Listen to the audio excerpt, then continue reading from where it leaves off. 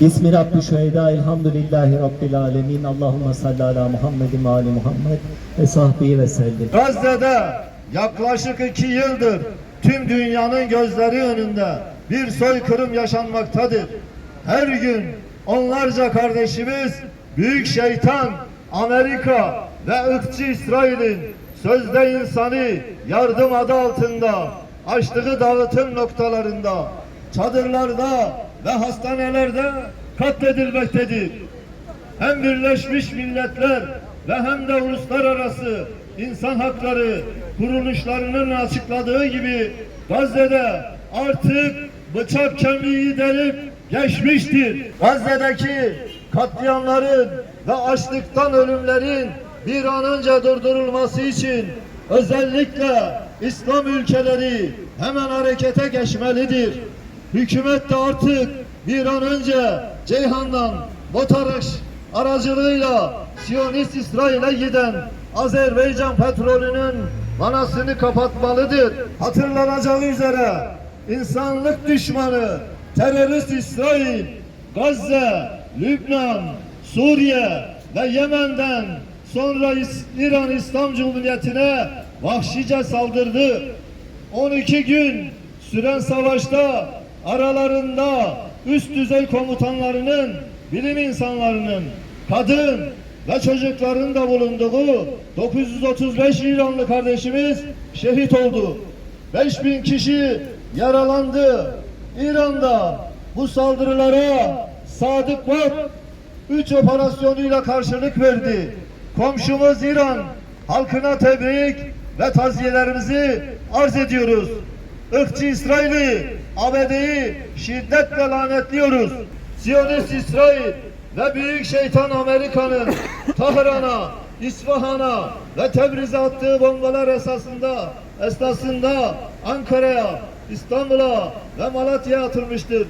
Nasıl 15 Temmuz FETÖ'cü NATO darbesinde İran bizim yanımızda durduysa biz de İran'ın yanındayız ve onları destekliyoruz. Washington Post'a ABD hükümet görevlilerine dayandırılan habere göre ABD hükümet yetkilisinin Eylül 2011'de verdiği beyanet bunun tam tersini ifade ediyor. Açıklamada şu ifadelere yer veriliyor.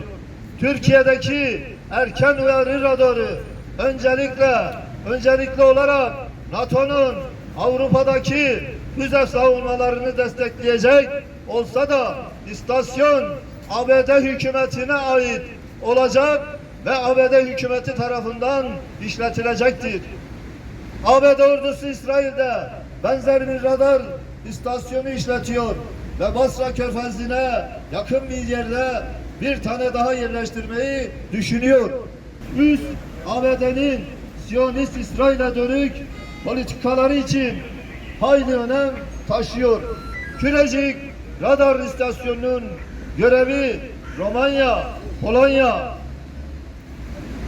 ve Ekim 2024'te ABD tarafından kurulumu tamamlanan İsrail'de konuşlu bir uzaktan füze savunma sistemi olan terminal yüksek irtifa alan savunmasına taat, izleme ve ayrım verilerini iletmektedir.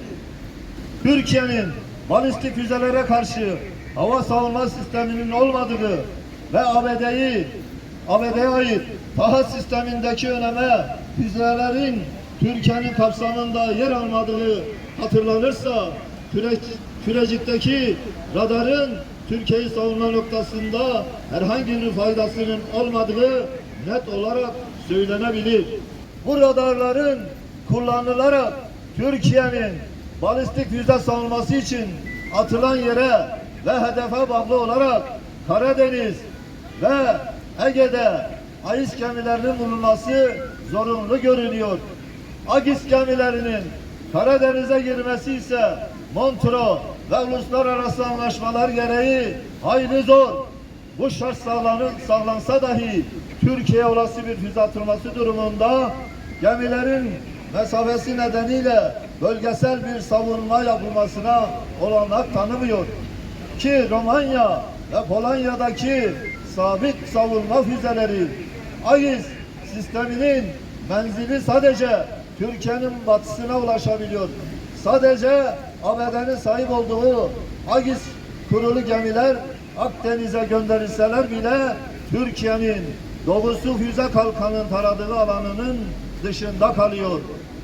Aziz vatandaşlarımız ve değerli basın mensupları, Bedel'se Türkiye'nin duyurduğu üzere 6 Temmuz'da Mersin Limanı'na demirlemesi beklenen ZİM Launa'da gemisi İsrail Askeri Sanayi Şirketi'ne çelik taşıyor.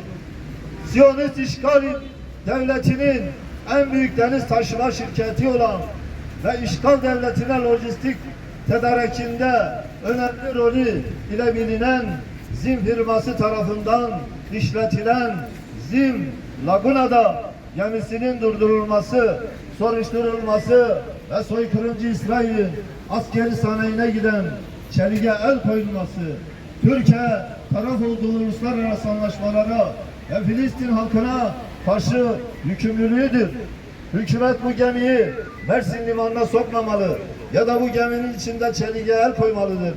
Ayrıca tüm Filistin dostlarını ZİM Launa'da gemisinin Türkiye'den geçişini engellemesi için harekete geçmeye ve Mersin limanına nöbete çağırıyoruz. Siyonistlerin saldırganlığı karşısında Hamas, İslami Cihad ve diğer direniş grupları Gazze'yi kanlarının son damlasına kadar savunmakta kararlıdır. Onları bu şanlı direnişine Lübnan Hizbullah'ı ve Yemen Ensarallah'ı düzenledikleri askeri operasyonlarla destek vermektedir. Biz de Malatya'dan Hamas'ı, İslami Cihad'ı, Lübnan Hizbullah'ını ve Yemen Ensarallah'ını selamlıyoruz.